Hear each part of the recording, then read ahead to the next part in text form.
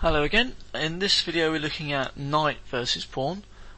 So unlike the rook, the knight is not able to really bully the king around and kind of push it back and force it into a situation where it's a really good opportunity to sacrifice. That means that the winning chances are generally less with the knight than they are with the rook. In this particular case, it's kind of on a bit of a knife's edge, like whether white can really convert the point or not, and every tempo really counts. So white is actually winning this position, but only with accurate play. And the way to do this, I think the moves are quite logical. So the first move is that white blocks black's passed pawn. He does this as high up the board as he possibly can, and does it with check. Now black is aware that the only way that white can really win this endgame is for white to block this pawn with the king and then sacrifice the knight for black's pawn. Therefore black moves his king back in kind of expectation that in a couple of moves white is going to be moving that knight to go after the a6 pawn.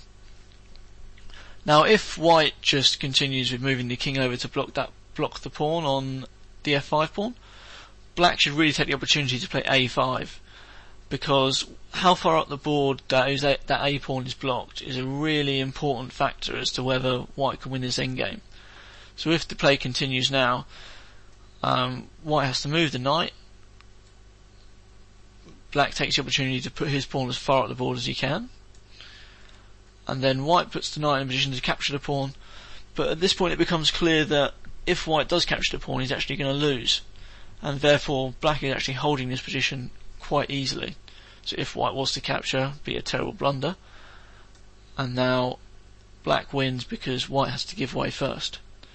Therefore if we back up, it was very important that instead of playing king to e3, white first of all plays the move a5, a strong move, meaning that he is blocking his pawn up the board, an extra square up the board.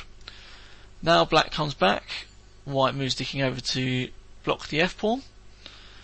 If white could move the knight with check, that would be even better, but usually that would only happen if black made a blunder and put the king somewhere, in harm's way.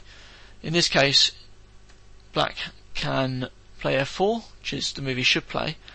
It doesn't actually matter in this case. White is winning anyway, but generally you want to get the pawn as far up the board as possible. Tempi really matter in these endgames, and often it hangs, but it's battle of one tempi usually these particular kind of endgames. Knight c7, king c8, capture the pawn, and then white wins because he has two retreat squares and black only has one. Therefore we can end here and just say white is completely winning this.